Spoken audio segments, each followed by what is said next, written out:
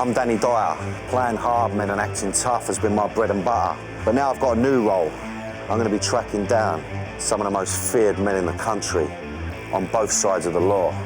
I'm going to find out what makes them tick, how they got their fearsome reputations, and why they're considered some of Britain's deadliest men.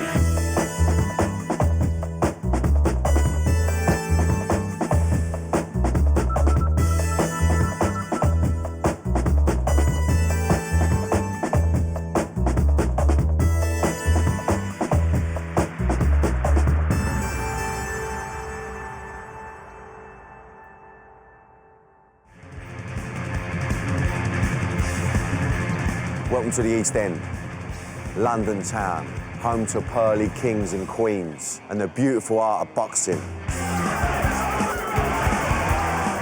I'm here to meet one of the most brutal fighters to have been born within the sound of the Bow Bells. Oh, fuck me. He's an old school brawler who gained notoriety for nutting Audley Harrison, the Olympic gold medal winner.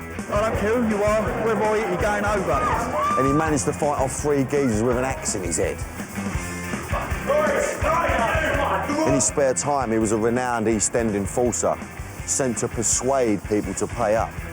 I bought like 250 grand in a plastic bag once, you know, in a black bin liner. But his criminal career ultimately ruined his chances of becoming a boxing great, and his life spiralled out of control. I'm entering a world of ultra-violence to meet the notorious Dominic Neas.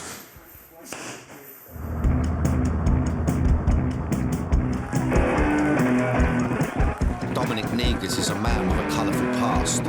He was a champion boxer, whilst at the same time working as a gangland enforcer and debt collector. A fighter as comfortable with a baseball bat as with his fists. Dom's got a toe in both camps. He's a face, a proper person who can fight. On the doors, his love of violence was noticed by the criminal kingpins, and he became the most respected debt collector and ruthless enforcer in the East End. A lot of people, to be honest with you, you know what I mean? Normally every other day someone copped a right hand of something or other. He was a boxer, a fighter in the pocket of the criminal bosses who made the transition from the ring to become the man sent in to smash heads. If a guy, a connected man, a proper man, let's say a gangster of any low level, mid level, high level, if he needs someone to do something for him, he will use a fighter. Boxers are used to getting here. So if someone needs something delivered, if someone needs something collected, and it might go a little bit tits up, it might go a little bit south, it might get a little bit tasty, it might get a little bit naughty, who would that guy prefer to be in charge of the handling or minding or watching the situation? It makes sense he'd like a fighter. He was a contender who could have gone on to become a great, only for his life of crime to drag him down. Dominic took his eye off the boxing because of some of the other activities he was getting involved with. Now, had he not done that, then he, without a doubt, would have been a proper contender. I'm in the East End to meet the man who had the world at his feet, but lost it all, leaving his dream in tatters. So this is Dominic's gym. Looks like something out of Snatch, I'll be straight with you. And now I've heard he's one of the top boys. He's one of the guys, the top boys would ring if they wanted a bit of muscle. He's now a boxer, got a little gym. This is his manor. It's on my manor, actually. Let's go and have a pipe.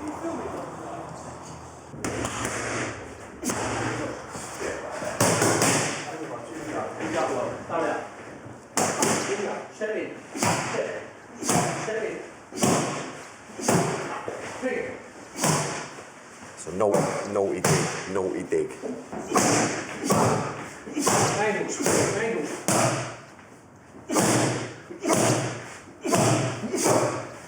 Good to meet you, son. Good to meet you.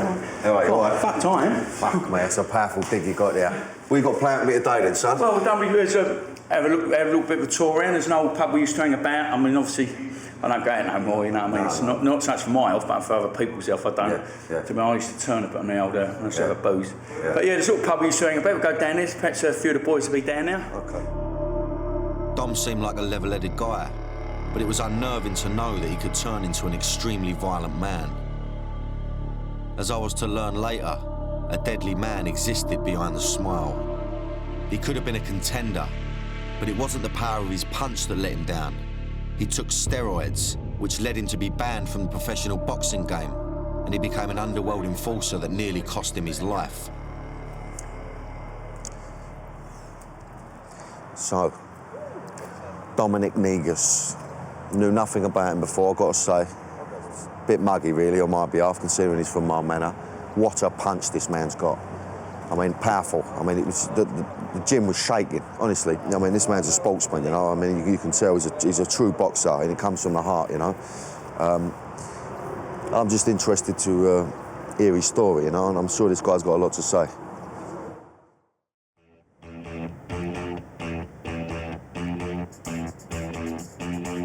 I'm in Bethnal Green, London, with boxer and notorious Gangland enforcer Dominic Neas, the man who ruled the East End debt collection world with an iron fist. He's fought over 60 bouts as an amateur and pro, winning 45 times.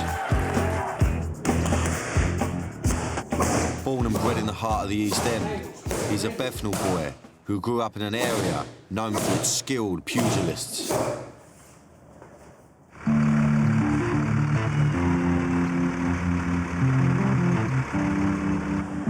Dominic Neas was born in Bethnal Green, the heart of the East End. The east of London has always been in a struggle to break free from the grip of poverty. For young people growing up on these rough streets, fighting is often their only chance to escape to a better life. Poverty has been rife. And if you're poor, you want to fight. I don't mean metaphorically, I mean literally. You want to fight. And that's why there's never been a shortage of young boys being led by their mums, dads, parents, grandparents, big brothers, big sisters through the doors at the boxing gyms in the East End. It's a combination of hunger and it's a combination of desire. They want to fight. It's that simple. Dom grew up on these mean streets, but for the early years, he was on the wrong end of the punches. He brought me back to his old school to tell me about how the bullied kid turned into the bully. So what sort of character was you in school then? Was you a lump in school or what? No, I had tight egg at school. I was a tubby little kid with glasses and curly hair and got the shit kicked out of me and like you're doing it to finish, you become a bit of a worm at turn, don't you? But it all changed for Dom when he entered a boxing gym. He realised he could fight back against the bullies and got his first taste for violence. It was ironic, really, because I knew him as a little kid. He was quite a little chubby little thing with little round glasses, and all of a sudden he used to put himself on offer. He used to go down all the gyms and spar with anybody, and that's what's made him the fighter he is. He's got a big heart. Dom had realised that he didn't just have to take the punches, he could dish them out, and he was starting to enjoy it. So at what point in your life do you realise you could throw a punch? 11 years old, got a right good hiding once, and I was 19 when I got my own back over on that estate, you know what I mean? And I remember getting in the lift with a fella, and he didn't recognise me because, you know, I did. Got a boot print on my head for about a week, Reebok boot print, but. Oh, what? So these kids, he's bashed you up, right? No, he's forgot all about it. Yeah, but I did, and so I just knocked him straight out. And he's going, you know, Knowing that he could handle himself, he got a job where he could satisfy his newfound taste for violence. I started doing a bit of door work when I was 19, and where I got bullied, I definitely become a bully in the end. I was knocking out people every other day. I'd have a stand up with anybody, you know. I wouldn't give a fuck if you're Jackie Chan or Bruce Lee, mate. If I punch you in the chin, you're going for a kip. Yeah. So, you know, you go Thursday, Friday, Saturday. After years of being bullied, he was finally getting the respect he craved. I loved the reputation. It was like the fact you go to nightclubs, never had to pay for nothing, all of a sudden everyone knew you, especially like you go to Marbella, all the boys would be out there, come on, go, they didn't really like you. Yeah. They just think, well, keep him out, because if he gets on the booze, he'll turn and end up throwing us over the balcony. Yeah. You know, but to be honest with you, Dan, I just so wanted, where I suffer from being a kid, like the fat kid that got bullied, I so wanted the reputation, if you know what I mean. I was so striving to be a part of something that I did the most stupidest things just to get a rep. And to be honest, it took me, you know, I'm 38 now, it took me 30 odd years to get a reputation. It's going to take me another 40 years to lose it. I was starting to learn more about Dom and his addiction to violence. On the surface, he seemed like a nice guy, but he had a violent side. I I didn't fancy seeing it.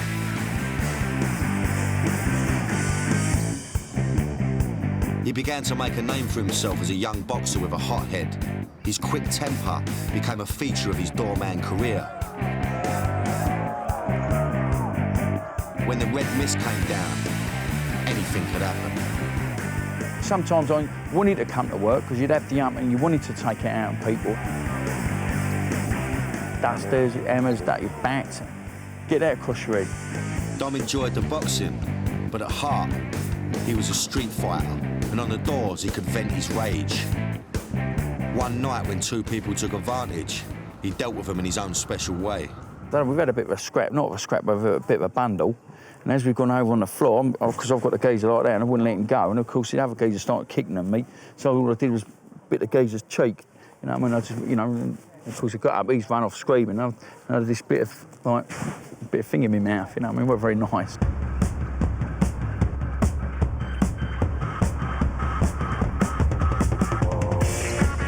It looks realistic, don't it? While he was wreaking havoc on the doors, his boxing career was taking off.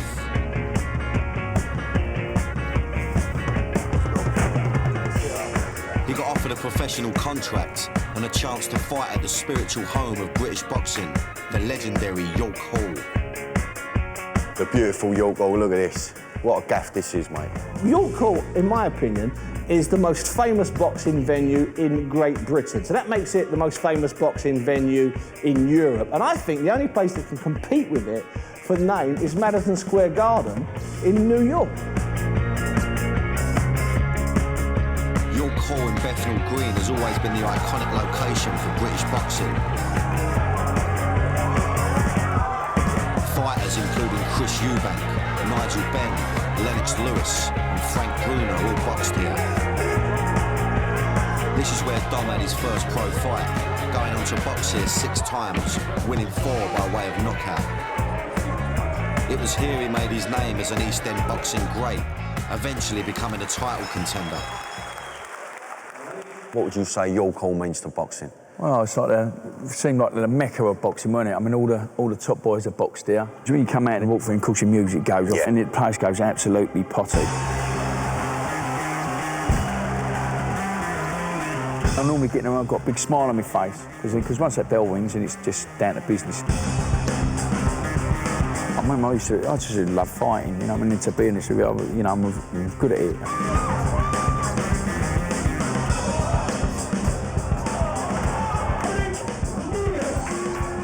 Dominic dazzled the East End boxing fans with his brutal displays of the art.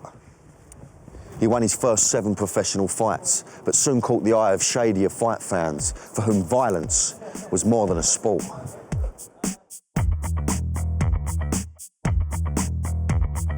Boxing has always attracted underworld figures to the ring. The notorious Craze were big fans of the game after being dragged to the gym by their mum when they were unruly teenagers. It was logical that when they needed a bit of help running their criminal empire, they called on fighters to do their dirty work. An awful lot of fighters end up working on doors. And from working on doors, you end up running errands, you end up doing all sorts of stuff.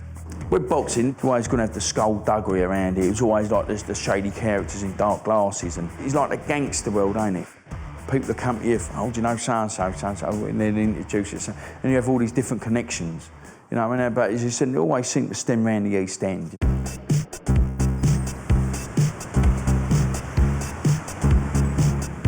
Crime bosses began to take an interest in Dom. It wasn't long before he took up his 3rd career, only this time it was on the wrong side of the law. His other jobs as a boxer and doorman weren't paying enough, and the law of easy money tempted him to become a gangland enforcer. And it was such an easy transition. As soon as I got into the boxing and doing the door work, then everything else started coming. It was just, you know, just all spiraled into it. In between working on the doors and training for his pro fights, he began to collect debts owed to crime bosses. For Dominic, it was an opportunity to make a pound note and to indulge his vicious side. You know, I was willing to do anything. You know, I'll take on the crappiest jobs you can imagine, going to, you know, get money off of scumbags, because I was so eager to prove myself. And you were willing to go into battle and put yourself on the line because you wanted this reputation. This was clearly a major step for Dom to take, from a legit boxer on the verge of greatness to becoming an underworld figure. I wanted to find out what it took to become a gangland enforcer, so I agreed to meet some of his old crew down at his local. So, coming to meet Dom, his local boozer, coming to meet a few of his pals from the old school. Pals he used to run about, do a bit of debt collecting with. I've got no idea about them, but I know they're obviously going to be big lumps, you know what I mean? Now, you know, I've got a bit of dough around me, I'm going to get around in. I don't want them to think I'm a lunch. But the pub had to be called the Gunmakers, didn't it?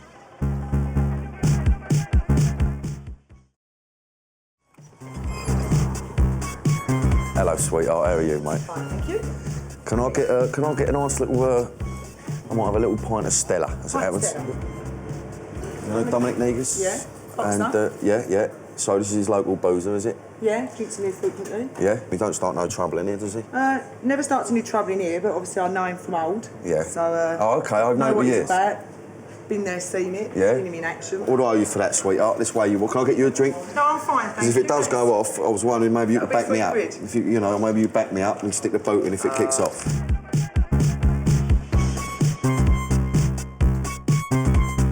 I still have a mouthful of my Uri Geller.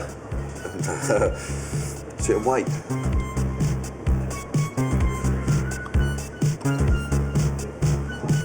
Thought I was going to down that then, didn't you? You think I'm a pisshead? Oh, here we go. Hey, get on this mob bit. How are you? This is Jim. Good to meet you. This is John. Kenny. Good to meet you, John. Oh, okay. That's a proper little mob, that one. Let's get it along. Boss, I think we'll have a little game of poll or something. Yeah, I'll ask you a few questions. Yeah, we'll keep it nice and sweet. Oh, what's it, Nick? I'll whack the Nick in. I'll whack I've got the keys to that. All expenses paid. All right, boys, so one was Dom. Was he an important part of the team then, or what? Yeah, he was the main player, really. He's like, you know, we were like his soldiers, you know what I mean? Oh, really? Yeah, he was the main man. But nah, only the, you know, people who just had to pay whatever they owed, do you know what I mean? They got rough, we got rough with it. How much was, you know, violence, you know, part of the job? Mainly we go around and just like be civil with you and say like, you know, you owe this debt, you got to pay it, and that was it. If you didn't pay it and you got salsa, you got a right hander. End of the matter, isn't it? Funny, Jim, your right hand is bloody hell. Must let my mum whack you. I find that hard to believe, to be fair. Yeah. So tell me a little about the first debt you collected. I do remember one of the jobs, well, one of the first ones, yeah, it got a bit messy, because I didn't really know how to play the part, if you know what I mean. It was, as far as I'm concerned, we knocked on the door, and all I did, as soon as you knocked on the door, I whacked the geezer. And then my mate straight away goes, but give me due, he paid the money straight away. And my mate was doing his nut, he was going, fucking hell, Dom's a bit strong. So as soon as that door was open... I just cracked him, boom, right hander, and that was it. And to be honest, hopefully you see earlier, I ain't got a bad right hand on me, you know what I mean? So... No, I was going to say. What would you say was the biggest amount of dough you collected? Oh man, I walked away with people like 250 grand in a plastic bag once. You know, in a black bin liner. I mean, you know, I don't know how much you get with your film rolls, mate. I mean, but I'm telling you something. But I'm sure you know, 250 fucking grand. No, you're fucking living out, But the crew's debt collecting soon caught the attention of the old Bill, and Dom's lieutenant Jimmy got busted. Got to go. Tell me a little bit about, you know, you got nicked, done a bit of bird over it. I mean, what happened there? Well, I went round someone's house, a couple of brothers' houses in there, and they owed my pal a bit of money. Yeah. So he said to me, you go and collect the debt. He said, and you get half of the money. So I went round there with one of my pals, and... What a bit of dough was it, or? 30 grand it was. Started walking up the road all of a sudden. Whoosh, whoosh, whoosh. Police cars everywhere. Machine guns and everything, the old Bill. Anyway, nicked me and cuffed me, and nicked me for demanding money with menaces, and they give me 14 years. If I was a nonce, I'll fucking get 2 months. That's what I'm saying, you know what I mean? There's no justice. There's no justice. Squawk up here a little bit.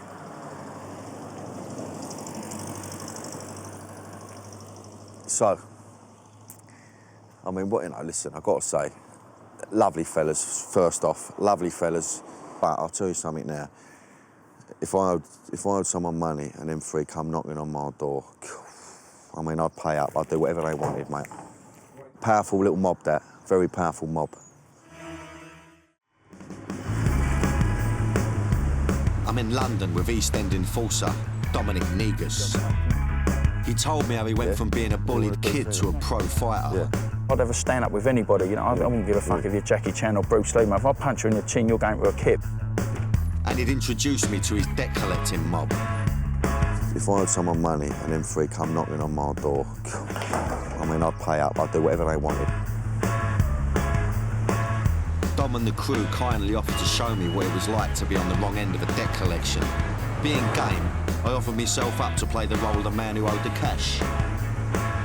I was just hoping they wouldn't get carried away. So, Dom and the boys, they're going to show me a bit how this debt collecting thing works. A bit of role play for a start, you know, so it's just a bit of role play. Don't take it too seriously at home, all right?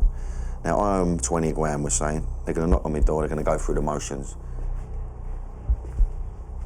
We used to be so blinkered about things because that's what we did, you know what I mean? We were debt collectors, but also, we would say debt collectors, you know what we were? We were more negotiators, you know, hard, iron fist negotiators. I'm not sure this is how the Halifax would have dealt with it, all right? Sort his mugs out. You Danny? Yes, mate. Yeah, mate, you all right? Mind if we come in with it? Yeah, all right, no, come in, yeah, no problem, yeah. Saying some horrible things I wouldn't even want to, I'm not going to talk about. And I used to get a kick out of it because I was bloody good at it, because I was so blinkered about things, I wouldn't give a toss, you know what I mean? People getting cut and things like that, and I wouldn't give a monkeys, you know what I mean? Because that's how it was, you know, people getting their heads kicked in and, you know, people getting knocked out, and it was just every day. It become every day as such that every day occurrence, it was just the norm. What was that? Hold up a minute, mate. Hold up a minute. Hold up. Joe sent us round. Yeah, no, listen, I'm not... 20 grand for the mug. The crew used to collect money on behalf of the crime bosses from people who couldn't go to the banks or the police. All right, well... Get ready and we're going. Yeah, we come with you. Whether it was for a car or a drug deal, as soon as the debt needed repaying, they were sent in. Either give us the fucking money, or we can go the other route, you know what I mean? Well, I've got it, but I've got to do a bit of running about to sort it out. I was experiencing what it was like to feel the threat. And what I was hearing weren't pretty. I just wanted it to be over before I knocked them all spark out. Sometimes how you do it, the thought of the violence is much more intimidating than the actual violence. If I went bang and whacked you on the chin, it don't really hurt that much until you wake up. Then actually the thought of it, you know what I mean? So sometimes it's the mind game. That's what I'm saying. Yeah, that what you're threatening. Of course I wasn't in any danger. But in the role play, they revealed a little of their techniques. If you knock on the door, you know what motor they've got, because you've got a bit of info on them. So, sorry, mate, I'll just hit your motor outside. First thing he wants to do, get outside, see what you've done with his motor. As soon as he's outside. For Dom and the crew, working as debt collectors meant that they were operating outside the law. Who's allowed to hit anybody? Nobody. No. But it depends. But then listen, if you owe money for something dodgy, then how can you go to the old bill? You know, you can't play both sides, can you? If it's, again, drugs were never my game, but I can't say I never collected money for it. I've, done the odd thing, but at the end of the day, you've just got to go and pick it up, and that's what it is. It's no man's land, ain't it?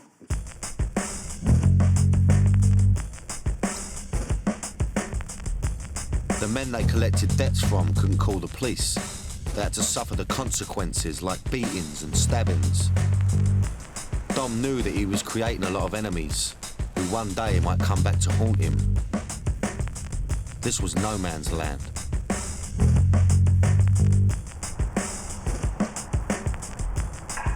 Dom was also keen for me to see him in action in the ring. This time, I figured if it was one-on-one, I might have a chance. So Dom's invited me back to the gym. He fancies his chances in the ring with me.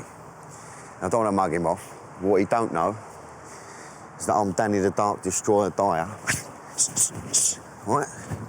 And I think he's in for a bit of a surprise. Hey, up there. Dominic Neas, ladies and gentlemen. How are you, son? Good, mate. Okay, mate. Sweet as, son. Sweet Can I have as. I've got a few digs at you, I think. You've got to take it easy. Yeah, you know? you've been getting a bit leery lately, so... I've got some nice gloves for you, mate. You know, No, I thought they'd go with a smother. No, it's all right. Beat Dom Maris. didn't fancy a proper sparring session he's with in. me, Oh, he's but he in. agreed to let me throw a few punches at him. Feel what you got, Dan. See what you do. See what he's about, that's it. Bum. Ain't too bad, Dan. Ah, cheers, good man. Oh, Lovely. mate, can't you relax? Clearly I was a different class. Me movement, me air, me smell. But me fitness needed a bit of work. You're getting a sweat up, mate. Is that in the contract? No, I said fuck. I'm earning me dough on this one. I'm fucking earning me dough. Bum. Yeah. Oh, that was going. I felt it was only proper to repay the favour. Right, let's have a swap over there. Go on then, Right, yeah, you're go gonna on. fucking beat the out of me now over the fucking ring. And I also wanted to feel the power of these infamous niggers right-handers. Let's just feel the false. I've got to feel the false, haven't I, really? Let me feel a quart with the false. That's it. Oh, fuck me. That's it. Well, I felt that wind then going right across my boat. Even at a quarter power, Dom was hitting me like a train, so I was pleased to hear the bell and get out there with my arms still attached to my body. Fuck it, hell. That's nothing, that. Well in for that, son. I felt a bit of the power there. Right, I'm ready now to go and have it up with people. Joking. He was obviously still a very powerful machine, but back in August 2002, he was at his peak and he'd hit the big time. Having won 4 consecutive fights at cruiserweight, he stepped up to heavyweight for the biggest fight of his life against Audley Harrison, the great British hope of boxing and Olympic gold medal winner. Behind the scenes, Dom was still heavily involved working as an enforcer, but this was the biggest fight of his career, live on the BBC. This fight on paper was supposed to be the biggest fight of my life. It's supposed to be the stepping stone onto better things, because I was certain I was going to win. I'm not coming to this fight thinking it's going to be easy, you know what I mean? But it's going to be an hard fight, it's going to be a hard fight for both of us. And as Audley was saying, I'm expecting to come out victorious. But Audley wasn't impressed with Dom. Got a title, he's WBU, one of them titles, Super Cruiserweight Champion. He's been around. He was the underdog, expected to take a fall, but that was far from his mind. What did you say to Uncle Called you a fool guy? I'm sorry, you have some of this in, mate. Bang, yeah, I'll see you later. On the night at Wembley Arena, Dom entered the ring full of confidence. But as the fight entered the 4th round, he slipped and he went down on one knee. I'm half down, and if you see next minute, he just walks off like this and walks straight back and... Audley had won the first 3 rounds, but then he hit Dom when he was down. Audley did something stupid. He tried to mock him in front of millions watching on BBC and a couple of thousand in the arena. Instead of Audley just sticking to the boxing, outboxing Dom, smothering Dom and winning on points, he tried to laugh and be cocky. At the peak of his career, in front of the watching millions, Dom snapped and the rage took over. He's, so smarmy, like, he would say, well, come on then. I said, well, come on then. So I spat my gum shield out and nutted him. And that was, to be honest, that's the only bruise I had, was nutting him, you know. Dom steams in, tries to bite him, tries to butt him, pushes him over. All he didn't do was kick him. Dom narrowly avoided disqualification, and Audley went on to win the fight on points. But after the fight, the talk wasn't only about the headbutt. In an after-fight drugs test, Dom had tested positive for a banned steroid. I cheated, to be honest. They expected me to come in at 14, 15 stone, had a little bit of help, and walks in at 17 stone and looked like bleeding Arnold Schwarzenegger. Dom was subsequently banned from the pro fight game, dashing his hopes of becoming a champion. But it wasn't only the steroids that led to his downfall, it was also his parallel career as a gangland enforcer. And was you involved with a bit of crime with the other thing at the time? So If I'm being honest with you, if I was as focused as I am now on sport, things would have been different, you know what I mean? But I was so busy wrapped up with other things that, His training had suffered because of his criminal career, and he felt he needed to cheat to catch up. Had he not got involved with all sorts of stuff away from me, then he, without a doubt, would have been a proper contender. Having ruined his chances in the pro game, Dom threw himself into his career as a gangland enforcer. The training sessions became less frequent, and and the iron fist enforcing became his #1 priority. But Dom's violent attitude started to piss a lot of people off, and they decided that he needed to be taken out. In April 2004, an incident in a cramped changing room in a 5-star gym in Harold Hill went on to change his life forever.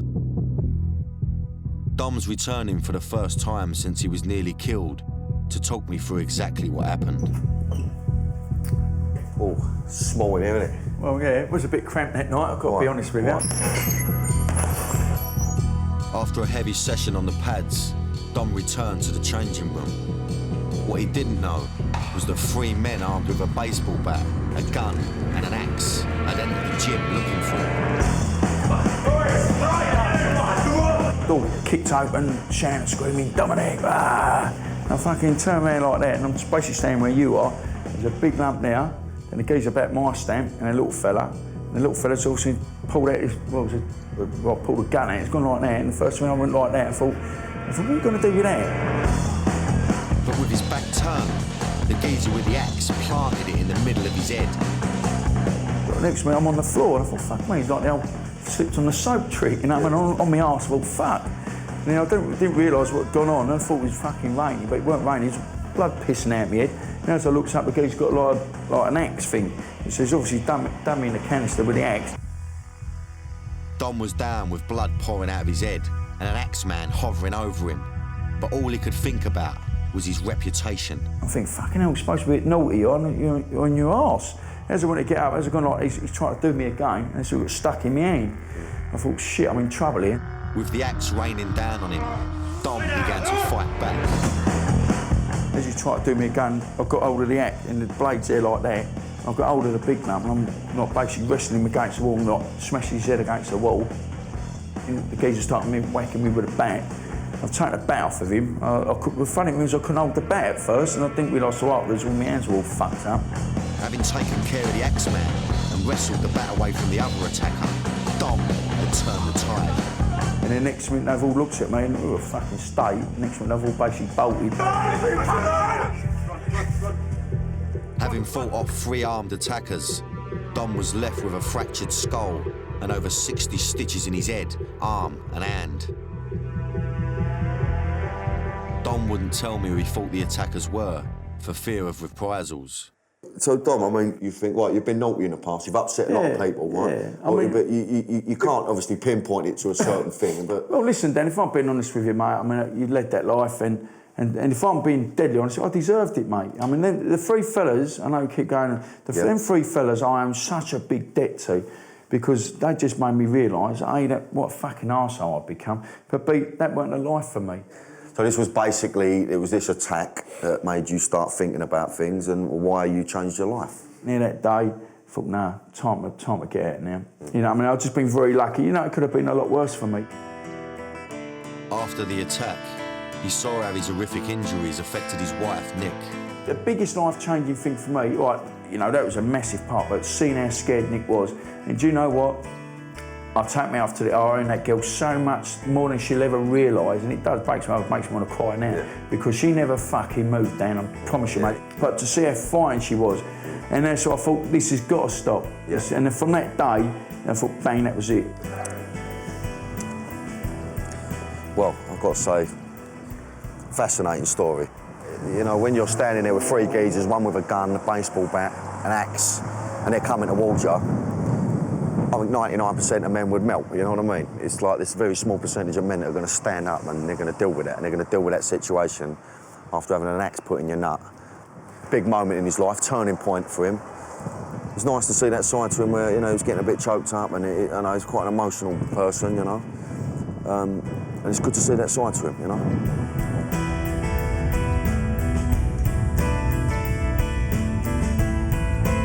While his family gathered round him in hospital, he realised just how important they were. He had narrowly escaped being killed. It had taken an axe to his head to make him realise he'd hit rock bottom and that he needed to change.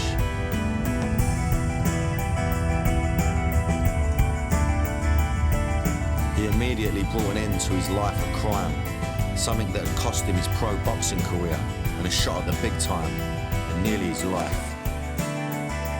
For Dom, renouncing his role as a gangland enforcer, the reputation and the violence was an easy decision to make. But being a fighter was in his heart, so it didn't surprise me he'd found something else to channel the rage inside. Banned from the professional fight game, he's turned to the world of unlicensed boxing to ply his trade. Unlicensed boxing is a mishmash of styles and levels. The unlicensed game falls into several categories. You've got the unlicensed straighteners that take place in fields or in the backs of pubs, and they're fairly brutal, they're fairly nasty. Then you've got the very organised unlicensed business. And what you have in the ring then is you have fighters that have been banned from boxing under British Boxing Board of Control licence, thus the expression unlicensed. At the more brutal end is a no-holds-barred battle where knees, elbows and headbutts aren't uncommon.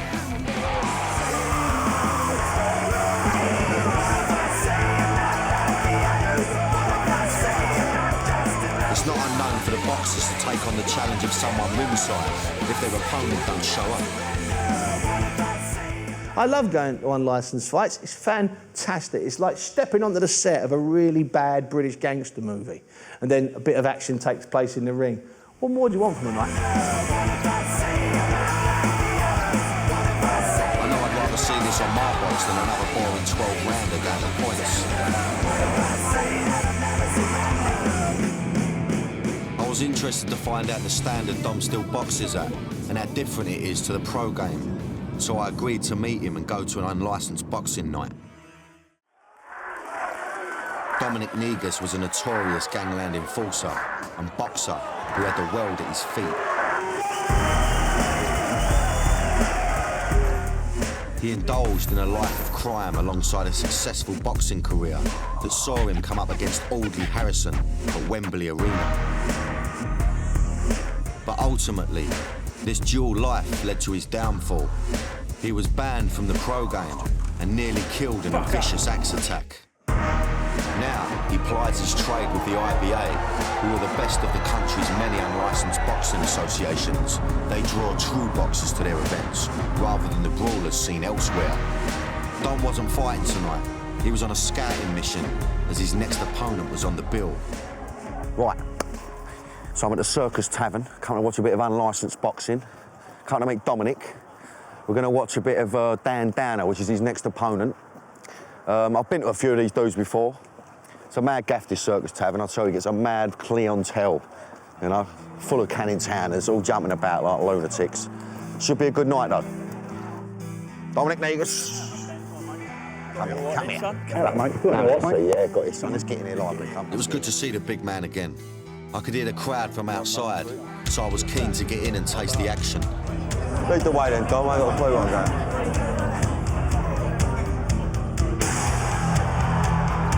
Every Friday night, 3,000 rowdy fight fans gather to cheer on the fighters turning the Circus Tavern into a gladiatorial arena. Dom's their prize fighter and former world champion, so he had a bit of clout. I could smell a heady mixture of Old Spice and sweat as we walked through into the VIP stage and took our places amongst some top boys, including former bare-knuckle boxing champion Roy Pretty Boy Shaw. Fucking hell, boy. It was an impressive night. The ring's smaller than the program, which means it's harder for the fighters to hide, and you see a lot more action.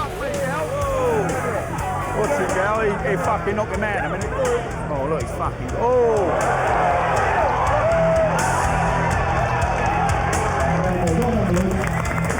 This was show business with blood.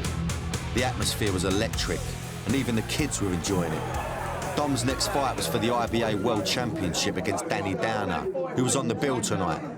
He led me backstage for a quick chat with a man who was prepared to face the infamous Dominic Neas. Good to meet you, mate. Pleasure. Now, I didn't realise how pally you was. It's nice, isn't it? Nice. We're actually really good mates. Nice. He's a class fighter. All right, okay. It's a fight born out of respect, you know. Right. I've always had a lot of respect for Dom, and he's been there and he's done it. Yep. And to fight him, I would consider to be a true test of my ability. Okay, so is this the toughest part of standing here, or I mean, you just can't wait to get in the ring now? Is that feeling? Yeah, we're ready to go now. Yeah. Ready to go. Right, bang on, Nick Grover.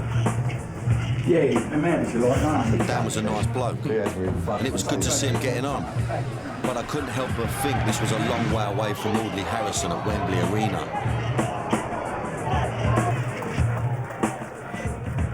Please welcome from Marlow,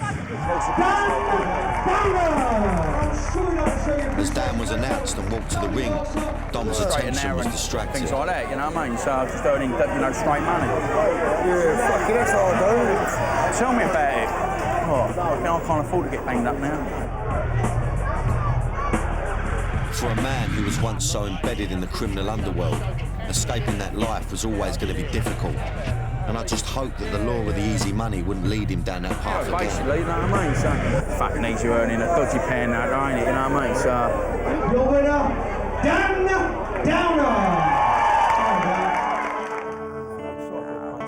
It was time to go. Dan Downer had won. And for Dom, there were too many reminders of the life he'd left behind.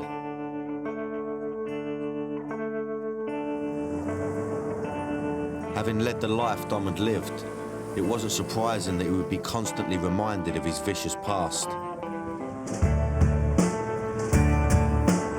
I wanted to meet up with him for the last time, to find out whether he could really turn his back on his old life and the law of easy money, and what the future held for this former Gangland enforcer.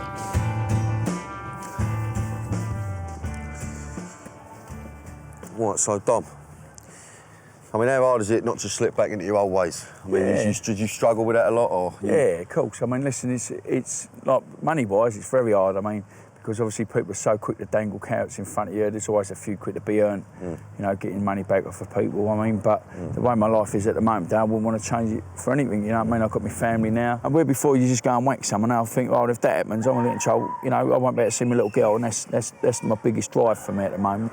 Dom had got out of the crime business for the right reasons. But I wondered, if he hadn't been a Gangland enforcer, whether his life would have turned out differently.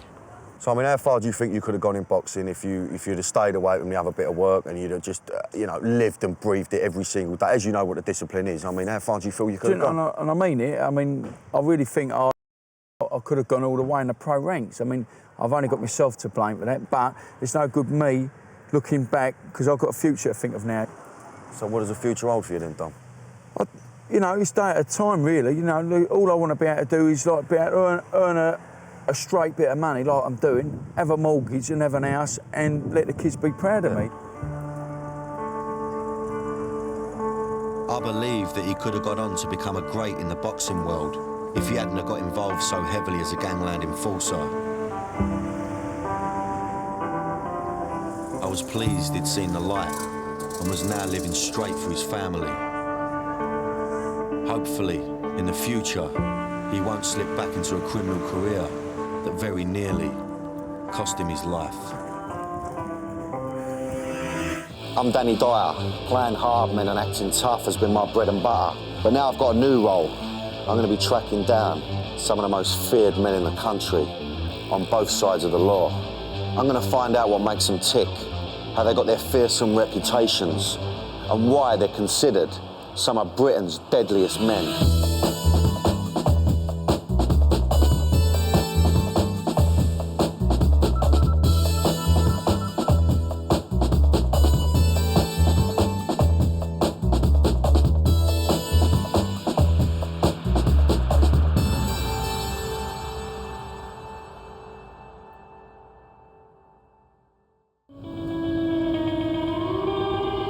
He's been a football hooligan,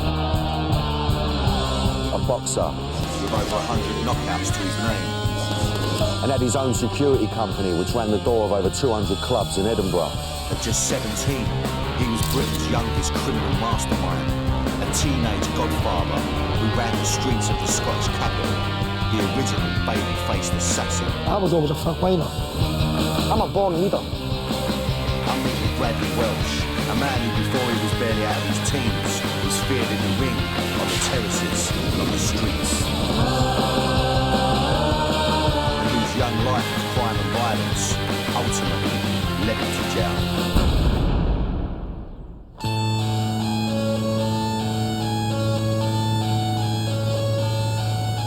Now, I've met him before when we made a film about football hooligans a couple of years ago, so I know all about his fearsome reputation. Last time it was all about being a hooligan. Fucking get up there.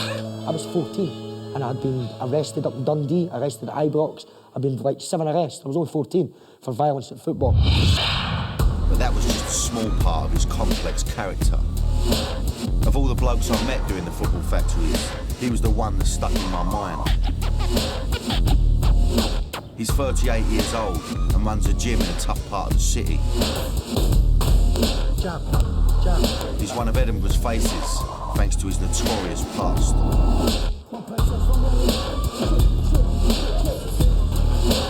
Brad's a force of nature. I mean, he's one of these guys that you'll maybe meet 2 or 3 of them in a lifetime. Scary, man. Just scary. Good to see you, Brad. It's been a while, mate. Oh, cheers. It must take something special to be a big player in the criminal underworld before you're old enough to buy a drink. So I've come back to get the rest of his story. So obviously, look, it's going to be nice to spend a bit of time with you properly, you know. Come up here and we'll show a bit of Edinburgh. It's a beautiful city, as you can see. Yeah. We'll maybe take you a wee bit of the sort of part of the cities that people don't see, yeah? Yeah. And the underbelly a wee bit, yeah? Yeah. Have a look here. Already I'm remembering that Bradley's brain works at 100 miles an hour and he wants to cram in as much as possible. He's eager to tell me everything about the city, but will he be as keen to talk about himself? He's going to give me a tour of Edinburgh, but what I really want is a tour of inside Bradley's head. Now, I just don't know how far he's going to let go. I just get a sense that he's holding back a little bit. You know, which doesn't surprise me, really. I get the feeling that Bradley isn't proud of his criminal past, and now that he's a reformed character, he doesn't want to be seen bragging about his exploits. So what, if anything, am I going to find out? In 1970, Bradley Welsh was born to working-class parents in a deprived area to the southwest of Edinburgh. He's taken me back there to see the place where he grew up.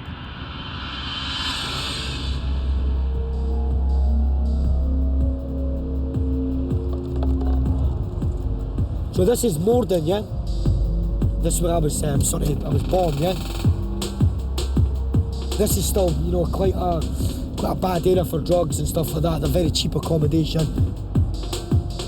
And I was born on the 8th floor there, yeah? Oh, so that was your building, was it? Yeah.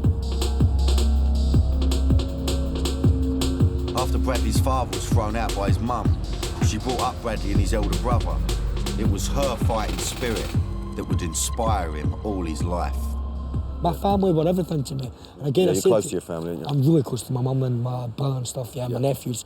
We're really close to that family. That's what's got me through all the adverse points in my life, yeah? It's having that closeness of family.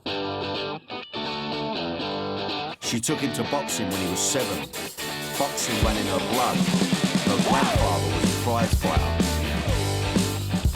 At the age of 11, 12 years old, I had under maybe 250 fights. So I was boxing from the age of 7 years old, which I started to do as somebody to channel my sort of energies into. It was my mother and my brother that got me to do that, because I was a bit of a wayward child, shall we say, yeah?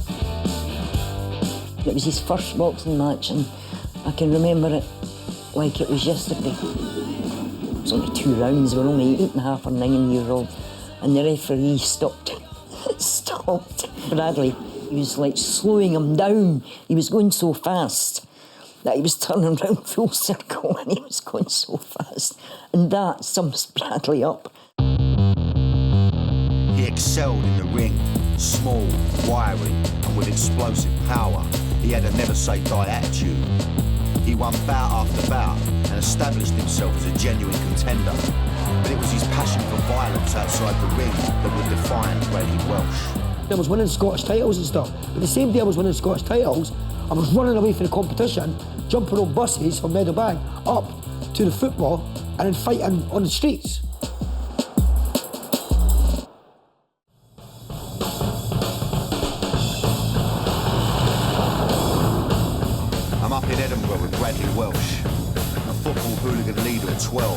a champion boxer by 15 and a gangster before he could vote. Back in the day, the very mention of his name struck fear into people.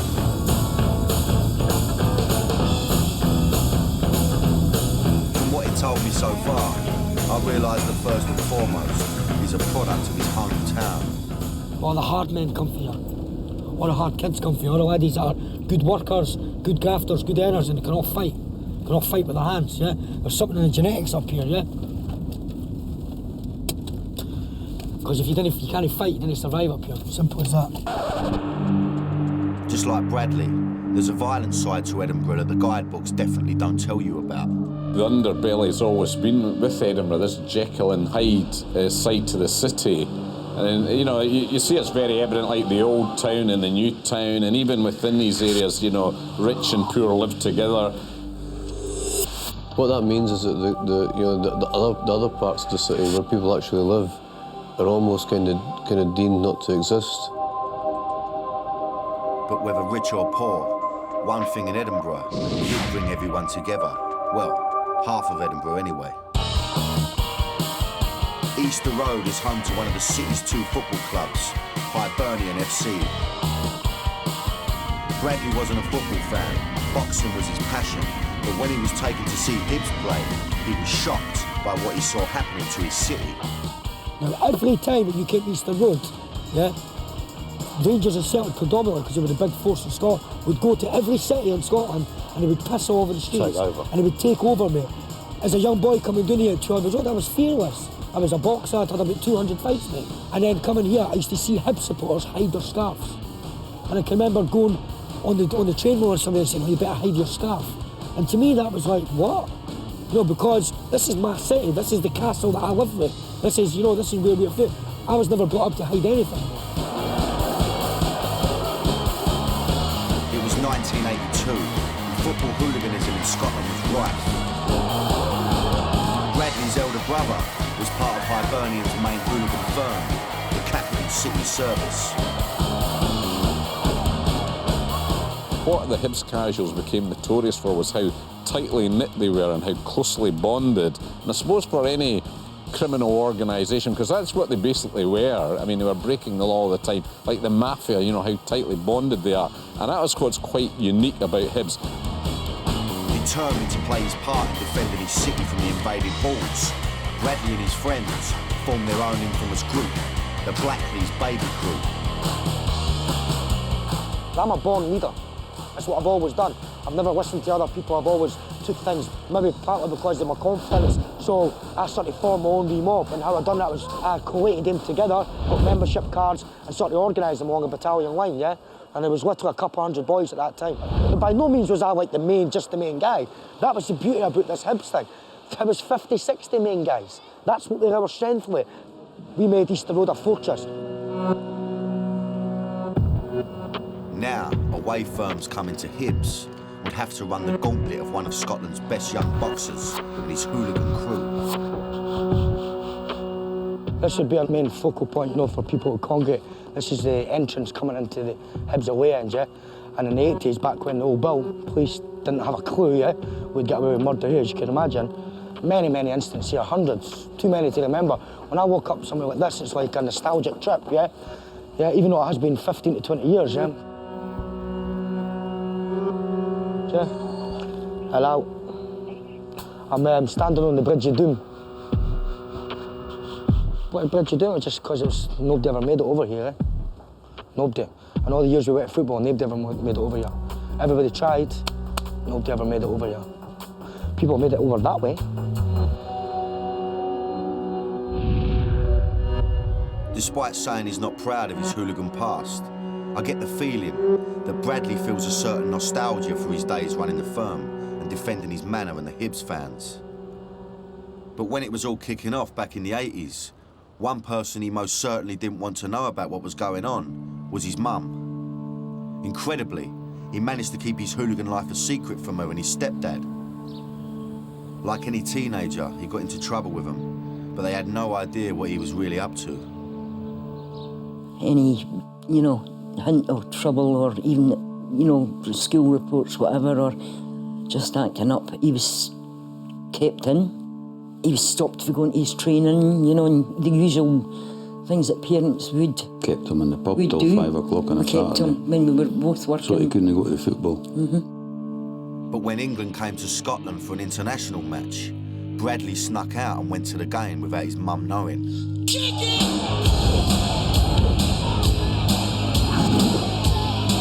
what happened made him front page news. You gotta fight for your right to party. There's a picture, and it's got England at the bottom, Scotland at the top, and it's got a no man's land, and I'm standing in no man's land with a big stick, and there's a policeman grabbing me like this. Scotland v England was a major battle, and he was a boy in a man's world who could more than hold his own. At the age of 45, I wasn't a great fighter. I was 8.5 stone. You know, 15 stone man's going to beat me. You know what I mean? But I could punch and I could knock people out. So I was always going to football and chinning people. There's a few times I've seen big guys be like, who are you? And before you'd even got their hands out of the pocket, they were on the deck, you know? And he was a young boy at the time, you know? He may have been at the centre of an international hooligan incident, but he still had to be owned for his team. I got on the train at half-time, got back to Edinburgh, clearly the game's just finishing, and I've walked into my mum and stepdad's pub as if, I've just been up to them, thinking I beat them. That morning, Sunday, they worked in they owned a pub, so I'd be in the pub till late at night, 12 o'clock. Sunday Mail papers came round, and on the papers, what's on the front page? Me standing on the front page, like that, hooligans and stuff like that. I had to cut the paper, yeah, take the photos of it, and then leave the papers in the pub. So my mum wouldn't know. But as Bradley explained to me, being a hooligan was not just about fighting. You had to look the part too. The Bother Boys skinhead image of the 60s and 70s was old hat. Bradley and his pals needed to get hold of designer clothing, which was the new uniform of the hooligan. But the kind of labels you had to be seen in didn't come cheap. And obviously fashion was a huge thing for a lot of the protagonists that were involved at the time. And being a young kid, you couldn't often afford these things, yeah? Especially coming from the kind of broken home that I did and stuff. My mum provided everything for us. She was unaware about having the need to have a £100 Armani jumper. So we'd mob and we'd rob, eh? Mobbing and a robbing does pretty much what it says on the tin. We started doing organised smash and grabs. So you had Jenner's department store in Edinburgh. And it was probably it had sold a lot of sort of nice gear at the time that they would have jumpers at £90. But you couldn't afford them. So how do you get them? You go and steal them. But you don't go in the shop and steal them, you wait till night time, there's nobody in the shop, and you and your pals, 20 years, organise the streets, and then you go and you smash the window and you climb in the store and you help yourself. And Jenner's got done maybe about 20 times in about a year. Dressed up to the nines, the Hybe's crew began to travel Scotland. They were young, cocky and fearless. It was excitement, it was enjoyment. We're going away with your pals, walking through the centre of Glasgow, singing to the Addams Family. Do you remember the Addams Family? Singing the Addams Family, the Hybe's family, da-da-da-da, ooh, ooh, da-da. And 10,000 shoppers are going, who are these people coming into our sacred city? It was clear that running the crew was no longer just about football. Thanks to his firm, he was making money by selling the expensive designer clothing on the black market. But the profits from their mobbing and a robbing were relatively small time. Bradley was aware of the fear that the Hybe's crew had instilled in Edinburgh.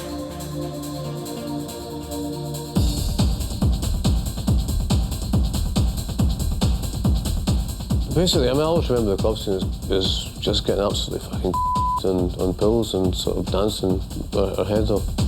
In the late 80s, house music completely revolutionised the Edinburgh club scene. There was only maybe a nucleus of 800 people in Edinburgh that actually knew about the dance scene. Everybody else was going to your Buster Browns and that and dancing with their handbags with big high heel shaggy shoes on, yeah?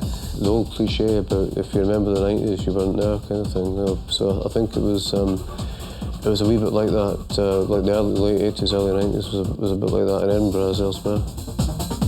With the music came the drugs. Soon, everyone was loved up on ease. When the whole ecstasy thing hit, people who wouldn't speak to each other started speaking to each other. It's a cliche, but it was all over the country, that was the way. And people who used to like fight each other would be happy to stand in the same club. But Bradley wasn't there for the music or the drugs. He was there for the money. I know about as much about his music as I do as I've got in that little pinky. I was not interested in music. I was interested in the money aspect of it. Many club owners at the time were scared of the Hibs casuals causing trouble on their premises. So Bradley saw this as an opportunity to capitalise on his position and notoriety. He went into business with a company called Westland Security, who provided the muscle on the doors of some of Edinburgh's biggest clubs. But Westland wanted more contracts, and Bradley's role was to go and get them. Edinburgh was known for, you know, its casual thing, mate. And I just saw the opportunity with that there, yeah? You know, all these bar and club owners that were sort of, you know, hiring security to try and keep these supposed troublemakers out. So I went out there and overnight, maybe got them 3/4 of the doors in Edinburgh. Before long, the doors of most of Edinburgh's clubs were controlled by Bradley and Westland. Because I was in the overdrive now. I was 17 years old, just turning 18, and I was going, I thought I was Don Corleone. I thought that this is it, I can do whatever I want. I was fearless, I was being predacious with people, overpowering people, and I was a kick, you know what I mean? Bradley hadn't just been running the doors, he also had a vested interest in the success of certain venues. He was putting on his own nights at some of the clubs and coining it in. He wanted his nights to do well and competing nights to foul, and he was in a position to make it happen. So if this place was going to come up in competition, my objective was to fuck the place, was to annihilate it and get it closed down. This is 1988, yeah? And there's 3 clubs in competition. Then if there are 2 clubs or 3 clubs and all there, then you've got all the prize. So running the door, I mean, being on the door anyway at 17, did anyone try and take the piss, do you know what I mean? Because they just thought you was fucking... Of course they did. Do you know what I mean? Yeah, it was like out the way, son. Yeah. He'd ended up running the doors of hundreds of clubs across the city. I find it astonishing that at the age of 17, he was a major kingpin in Edinburgh's shady underworld. Brad did have a reputation in and around town. Sometimes I think with any reputation it kind of blows itself out of all proportion depending on who's telling the story and what the audience is. But for sure Brad could handle himself, could take care of himself, and you know, at points where it was necessary, I'm sure he did, you know, and I'm sure he looked out for our club interest and his own, you know. So Bradley was starting to use more and more extreme measures to muscle his way into business. He was even rumoured to be using guns. Well, I'd done that for the end of one of them, for a gun basically, and a word, yeah? But I would know something, I would rather have a gun in my hand than a kind word, yeah? So, and it was wrong what I'd done, but I just basically took the competition of the game, yeah? I was more psychological than I was ever with violence, because, you know, the fear of something is always worse than the actual event itself, yeah? And what I'd done was I was very good at climbing inside people's heads and taking control of them and making them do what I wanted them to do. In the space of 10 years, he'd gone from boxer to football casual to club godfather. But being such a prominent figure in the city, it wasn't long before the old Bill started to take an interest in Bradley's clubland activities. They suspected Bradley had been using firearms to back up his threats. In response, they mounted a massive police operation to take down the teenage godfather. With the police trying to put together 6-month surveillance, and then my house was bugged, they were bugging my telephone calls. The police were closing in on Scotland's youngest gangster, and another chapter in his whirlwind life was about to begin. Prison.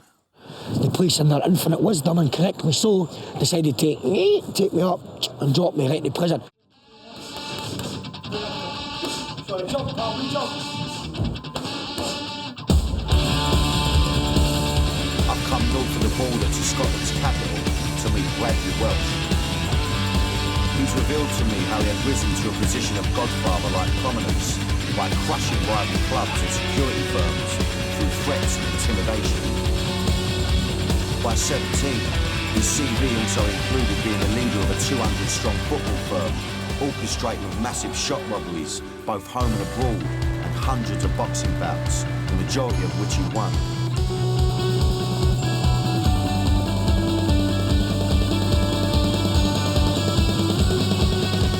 As I was going to discover, the party was about to come to an end.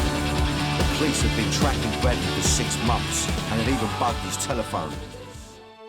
His and his mum's world was about to come crashing down. I can remember it like it was yesterday. You were at your work. I was just finishing work in the Haymarket Bar, and a friend came to say that Bradley had been arrested that day, early that day, 11 or 12, I'm not quite sure what time it was. And that was the beginning of the whole nightmare. Unbeknown to his family, Bradley was in serious trouble. The biggest shock in my life when I was at home on my own. It was about a week after he had been arrested, and we still knew nothing at this time. And I knock at the door, and I was in the house myself, and there was 4 big 6-footers in suits with a warrant to search the house. And I'm probably what they call naive or whatever, let them in and let them search. At that time, I didn't know they were actually searching for, unbelievably, a gun. God almighty, unbelievable, so frightening. A case was brought against Bradley at Edinburgh High Court. Even though there was 3 main charges, they consisted of about 70 sub-charges. I can remember getting it, and nobody had seen the indictment when it came. It came through my cell door, and nobody broke a hole in the floor, the size of it, yeah? I took it to my lawyer, and I looked it over, and he just turned the first page, turned the second page, kept turning the 3rd, 4th, 5th, 6th, 7th, 8th, 9th, 10th page, and he just said, I said, how's it looking? He went, you're fucked. The charges were very serious. They included extortion and demanding £5,000 at gunpoint. But he was cleared on both of these counts. His family expected him to be home later that evening. Alan stood waiting to hear the sentence, and he says to the lawyers, Bradley will be coming home tonight to the QC. And the QC replied to Alan and said, Alan, it's not over yet. It's brilliant news, it's a good result, but he's still got to, got to go back in here. So, and Alan said, no, I'll never forget his words. He says, Bradley will be having a steak pie at the all-night baker's tonight, along with us. But it wasn't to be. He was sentenced to 4 years in prison for possession of ammunition and menaces against an estate agent. The king of the club scene would spend his 21st birthday behind bars. It was total devastation. I remember the first night we both went home for the court, and you went into his bedroom, and it was like a death in the family. Hey, remember you saying that when you walked into his room, and the room was unusually clean and tidy, and that was it for nearly 4 years. Bradley's new accommodation was full of inmates from rival firms who knew him from his hooligan days. They had old scores to settle, and he received a warm Glaswegian welcome. And as I get there, I remember walking over the yard here to go to the Edinburgh side, and the next minute it was about 200 Glaswegians hanging out their window, shaking their bars and stuff, banging and thinking, Brad Welsh, you're getting it in the morning, we'll see you, you're getting stabbed, you're getting this. And again, it just seems that all my life, my name and the reputation that's been following me about. The threats weren't empty. Bradley was forced to fight for survival and was punished by the wardens. I had certain problems I had to deal with from a violent side, yeah, which resulted in me being and being put in a place called the Dyer, which is solitary confinement. And a couple of incidents that happened led to me being restrained in a straitjacket. It must have been tough for Bradley when he went inside. This was a bloke who had been in control of everything he'd done in his life up till now, whether it was in the ring or on the streets. And now he'd hit rock bottom, lying on the floor of a prison cell in a straitjacket, separated from his friends and family, he'd never felt more alone. Then suddenly, the simplest of things began to pick him up. I was lying in a prison cell in the middle of nowhere, God-forsaken, forgotten, lying thinking, what's happening? In a straitjacket, can't move, and this sack of mail came into the cell because I had to deliver it to me, and they opened it up and it all fell on the floor. Within Bradley's mail was a series of postcards from Hibs casuals sent to him whilst on a day out in London to meet the infamous Millwall. My brother and all his friends and stuff, and all my ex-friends were there as well. They took about 200 boys down to Millwall. It's well documented, and sort of Millwall at that time were perceived as the number 1, numero uno, of the football hooligan element. and the young Hibs mob, vibrant and boisterous as they were, went down and sort of caned them, shall we call it. As the lads travelled the length of the country, they'd sent postcards from every place they'd stopped along the way. And here I am lying on the floor, trying to turn the postcards over to read them. I had tears streaming down my eyes. The emotion that I felt at that time was unbelievable. It was overwhelming, to tell you the truth. It sort of made me think and reflect that, you know, if I had just stayed on that path and just been a normal football hooligan, then things would have been okay. But here I was looking at maybe potentially 15 years in prison. Great fighters always get back up. Bradley was about to do the same. We used to say, you're knocked down, you'll never be knocked out, you know, you'll come up again. Because you've got to, you know, stand up and just get on. And so it was to be Bradley's first passion, boxing, that would get him back on his feet. All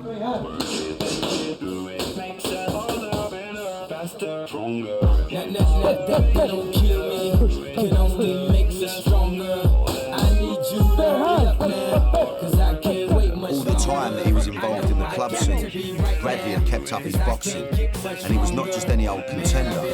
As Scottish Eastern District champ, he was on the verge of representing Britain at the 1992 Olympic Games in Barcelona. he was actually on the Olympic select team, and instead of going there, he was locked up. Couldn't believe it. Bradley never did fight for Britain at the Olympics. He was too busy fighting for himself. But amongst his many enemies on the inside, there was an unexpected friendly face who would help him turn a corner. Prison warden Ian Duff had represented Scotland at amateur boxing level and knew Bradley. After a short discussion, he made it perfectly clear that he really wanted to progress as soon as he could, and indeed he was wondering if there was any possibility of training and what training he could do when he was here. With the backing of Ian Duff and the prison services, Bradley started training. Boxing was about to change Bradley's life again. I think it was his first experience of prison, and indeed it was a great shock to him, especially when he was so young and had so much to look forward to, and indeed a very talented boxer. So therefore, I think he felt that his career was over completely, and I think he was able to prove to him that wasn't necessarily the case.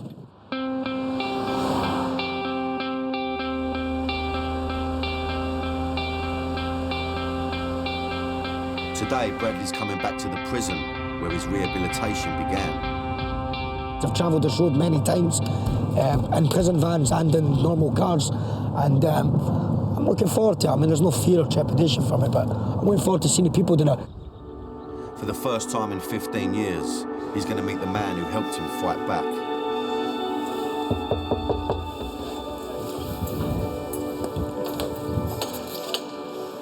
Mr. Duff, long time no see, son. Good to see you, mate. You too. Hey, you're looking good. I can. I put all this weight on the way. Here, tell me about it. No.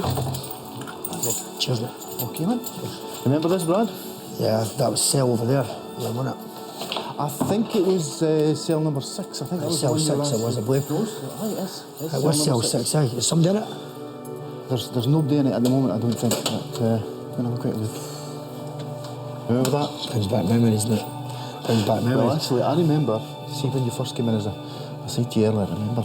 The desk used to be, I remember you used to have the desk the hot plate and that used to be there as well, yeah? Yeah, so the hot plate was there. There wasn't a ceiling near that here, and this has all been sealed off, eh? So, well, it used to be like a proper landing, yeah? So you had the stairs along, remember you tripped down the stairs along there as well. That's right, aye. So, I mean, it does bring back, initially I thought I wouldn't be so responsive to the emotions that I'm having, but Ken, being locked up, it's no fun, mate, is it?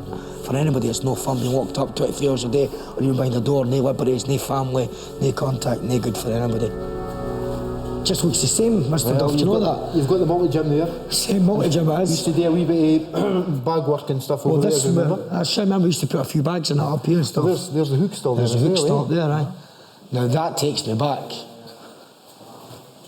Does it still get used, is it? That's it, yep. The last time Ian had seen Bradley before prison was 10 years earlier, when Bradley had been the mascot for the Scottish amateur boxing team that Ian captained. I thought, I recognised that name, and I thought, it absolutely can't be the same guy.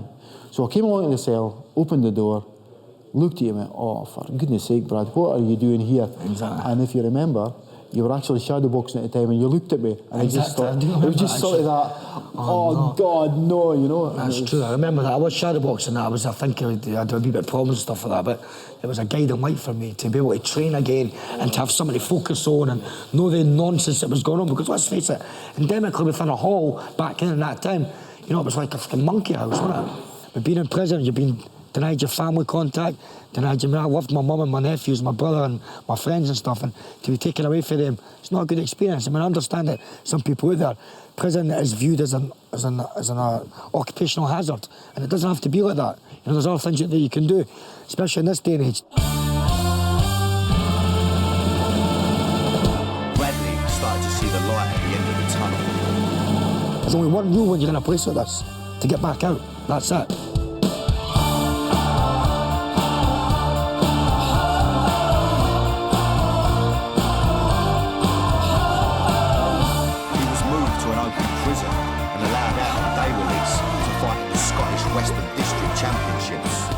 So on the Monday, the prison, they took me on a prison bus, up to a competition in Glasgow.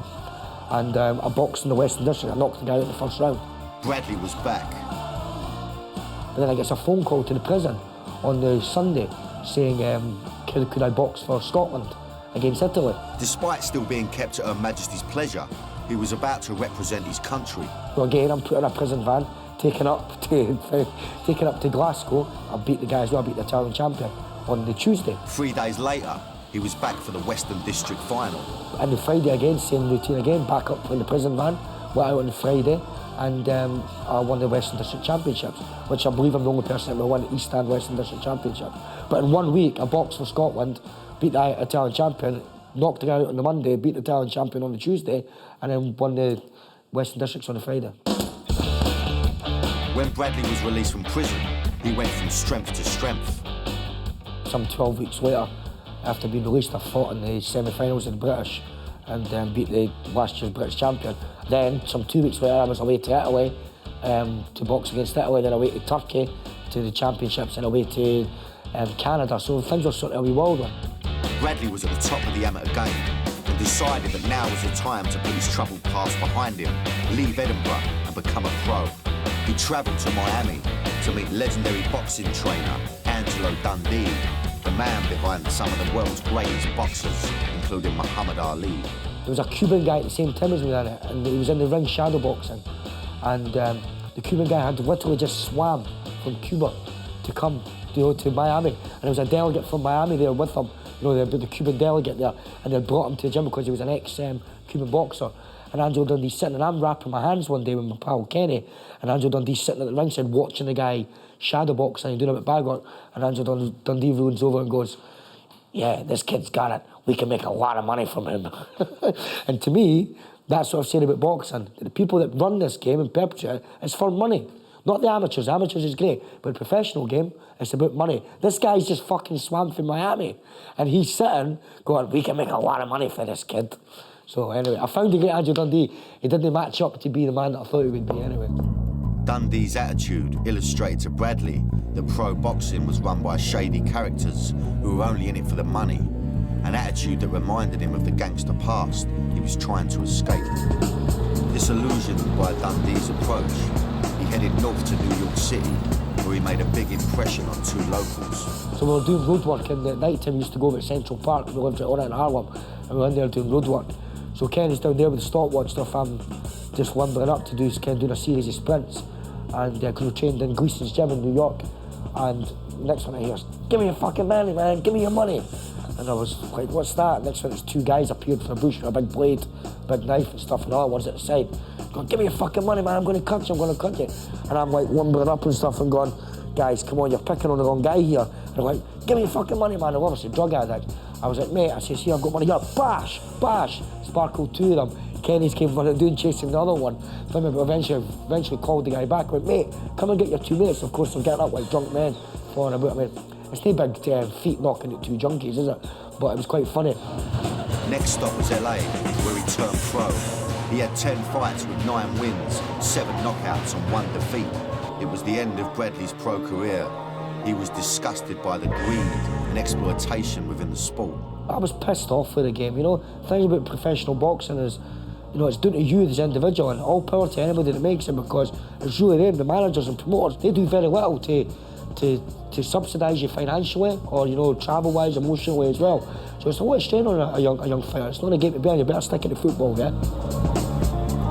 But he couldn't completely give up on the sport that helped save him. Bradley Welsh crammed more into his first 25 years than most people would in a lifetime. From boxer to hooligan, to gangster, to convict, and back again. Throughout everything he'd done, there was one person he tried to protect, his mum. And when she became ill, Bradley re-evaluated his priorities. When my mum got quite sick, yeah, she got quite ill, so it was, you know, she had spondylitis in her lower spine, so she needed quite a bit of care and stuff, and I've been her carer since then. And so the years, they sort of just roll into each year, don't they? And I was happy, I was happy, but I wasn't doing anything. I was living in denial of myself, because I was hiding from myself. I didn't want to go out and do anything. I could have went out and done clubs, or I could have done a promotion or anything. I got offered jobs for advertising agencies and stuff like that. I didn't want to do it. I was happy living in my wee cocoon, reading books and studying things, and just happy and looking after my mum. And then what happens, my mum got, she got cancer, yeah, which was quite a big blow for us, and that's been a few years now, and she's undergoing to recover of it big time, yeah. She had a 6-month clear and stuff like that, but that was a big shock. My mum was the closest person in the world to me. Although he's left his criminal career behind, it wasn't until she saw my programme about his hooligan past that she started to fully understand the extent of her son's colourful history. I mean, I was totally amazed watching that and listening to Bradley.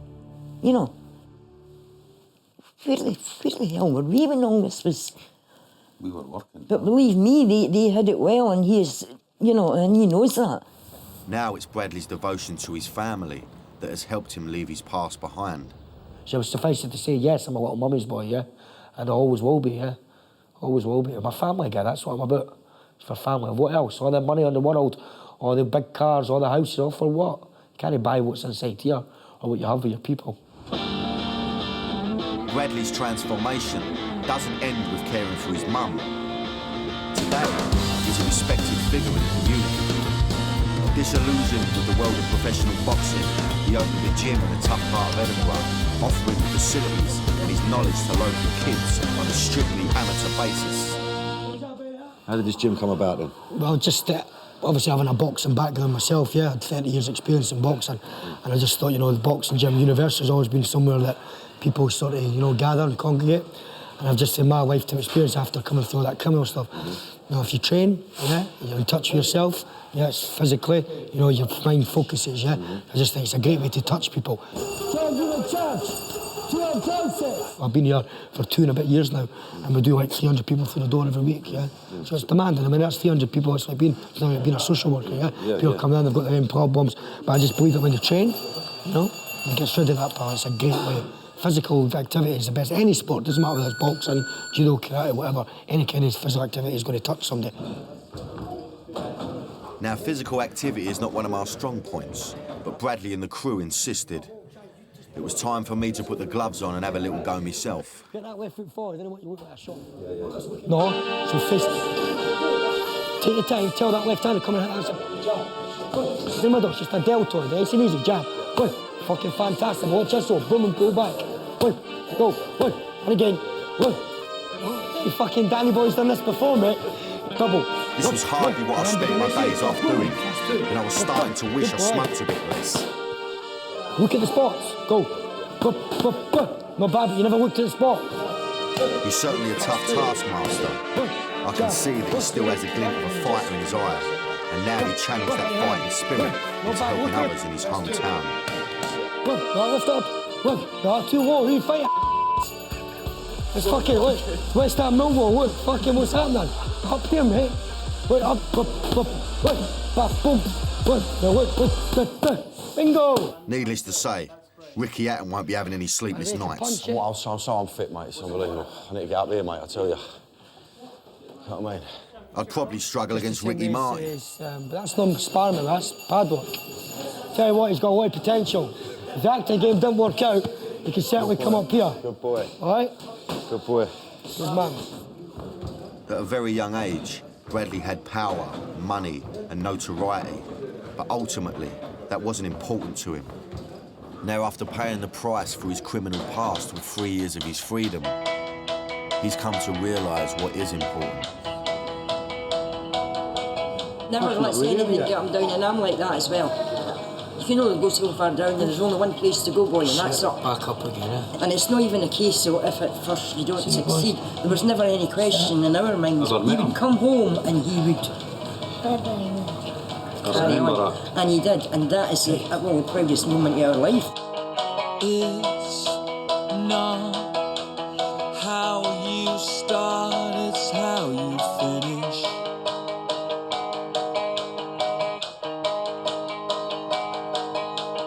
Everybody gets knocked down. Everybody gets knocked down. How quick are you gonna get up? People that are criminals and seek to gain financially. To buy what? Can you buy your family? Can you buy your friends? When you lose your money, you lose nothing. When you lose your health, you lose something. When you lose your character, you lose everything. And that's something that we've got in abundance.